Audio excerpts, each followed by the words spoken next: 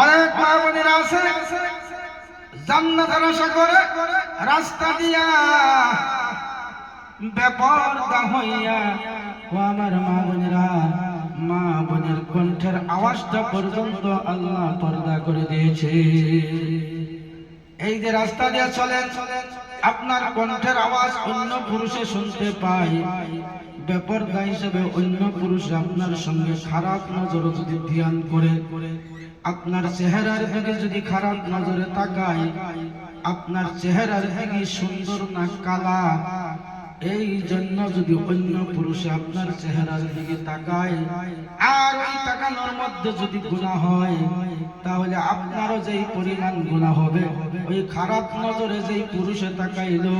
ওই পুরুষেরও সমান সমান গুনাহ হয়ে যাবে। আপনার মহিলার নামটা দায়ীদের লিস্টে আল্লাহ লিখিয়া দিবে। আমার মা বোনেরা, যদি আপনার নাম দায়ীদের লিস্টে অন্তর্ভুক্ত হয়ে যায়, আপনার নাম যদি দায়ীদের খাতায় উঠিয়া যায়,